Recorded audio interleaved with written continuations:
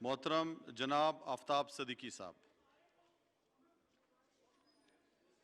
रहीम इय्याका नअबुदु व इय्याका नस्तईन। जनाब speaker, last year Einstein ने एक थ्योरी दी थी, ज्यादा बारिश होती है ज्यादा पानी आता है। इस साल बारिश बहुत कम हुई, पानी बहुत आया। जनाब स्पीकर, लास्ट ईयर 163 मिलीमीटर की बारिश हुई, कल 28 मिलीमीटर की एवरेज बारिश हुई। कराची शहर डूब गया। ये 35 सालों से सिंध पे हुकूमत कर रहे हैं और 13वां साल तो ये कंटिन्यूअस इनकी हुकूमत का है। 18वीं तरमीम आई, उसका सबसे ज्यादा नुकसान अगर हुआ तो कराची को हुआ। जनाब स्पीकर, इस 18वीं तरमीम की आड़ में कराची के साथ जुल्म और ज्यादतियां हो रही हैं। कराची इस वक्त सिसक रहा है। कराची को अगर last year let's clean Karachi की में कैंपेन नहीं चलती, अली जैदी साहब यहां बैठे हुए हैं, इन्होंने 45 दिन ये कैंपेन चलाई, उसमें हम सारे MNA MPs उसमें शामिल थे और वो कैंपेन 9 करोड़ 80 लाख की प्राइवेट सेक्टर के थ्रू हुई और उससे तमाम बड़े नालों से और छोटे नालों से कचरा निकाल दिया गया।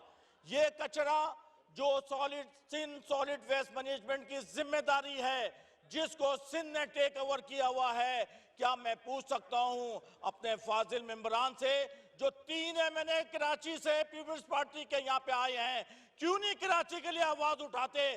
फाजिल मेंबर ने कहा कि कैंटोनमेंट की वजह से ये पानी की रुकावट है और पानी बह नहीं सकता, पानी निकल नहीं सकता।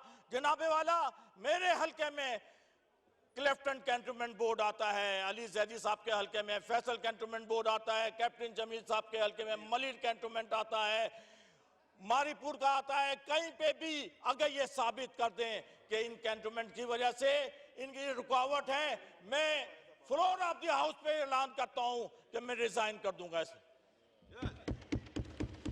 जी जनाब स्पीकर, सूरत हाल इतनी ज्यादा खराब हो चुकी है कराची की कि कराची के सारे MNAs सरापा एहतजाज हैं, कराची के सारे MPs सरापा एहतजाज हैं।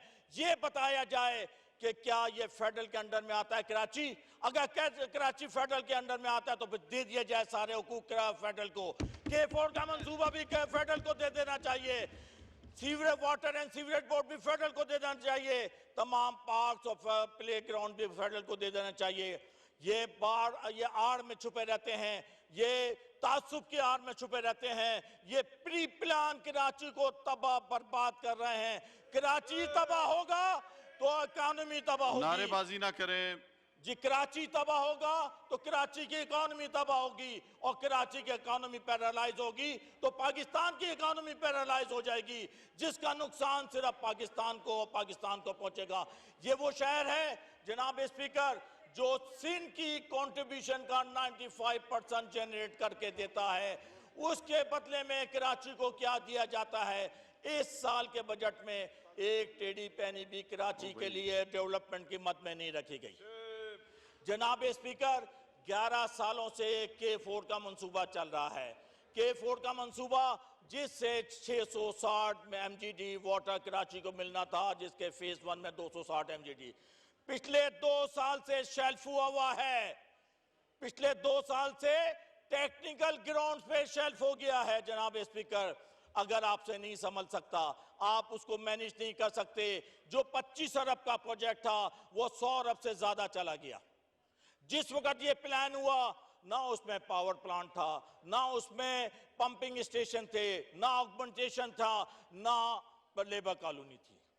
अब जनाब स्पीकर, कराची को 1/3 पानी मिलता है, कराची क्या करे? यहाँ एक मौजूद हुकम साहब ने कहा कि यहाँ के कराची के MNAs कराची और सिंध की बात करते हैं, क्या कराची और सिंध पाकिस्तान का हिस्सा नहीं है? अगर नहीं है तो बता दें, हम छोड़ देते हैं। हमें लोगों ने मुंतखब किया है, हमें मैंडेट दिया है, कराची के अवाम ने 14 MNAs यहाँ पे आए हुए हैं, तो हम 14 MNAs कराची की अगर बात ना करें तो क्या करें? आप तो तासुब की ऐनक लगाई हुई है आपने, एक ऐसे आदमी को DC लगा देते हैं जिसका ताल्लुक कराची से नहीं है। क्या वो डिस्ट्रिक्ट सेंट्रल में जहां की आबादी 40 लाख है, उसको ना आता है ना पता है वो कैसे मैनेज करेगा कि कितनी यूसीज हैं, 51 यूसीज को वो कैसे मैनेज करेगा? वो तो शुक्र है फेडरल गवर्नमेंट का कि आज उसको हटा दिया गया है, वापस के में भेज दिया गया है। बहुत शुक्रिया जी। जनाबे वाला देख 2 मिनट अगर आप मुझे दे दें और तो भी बड़ी बहुत से लोगों को मौका देना है। आपकी बात, सर, आपका आखिरी बात, पॉइंट आ गया कराची आपका जी। को मोन्जोडारो बनाया जा रहा है। अगर कराची मोन्जोडारो बनता है तो पाकिस्तान के लिए बड़ी खराब बात होगी। कराची को प्री प्लान खत्म किया जा रहा है और कराची के लिए कराची का जो हक बनता है वो सिंध गवर्नमेंट क्यों नहीं देती? जो सबसे इंपॉर्टेंट बात है, कराची के बल्दियात को खराब बहुत शुक्रिया जी, बहुत शुक्रिया जी। जनाब चौधरी मोहम्मद अशरफ साहब।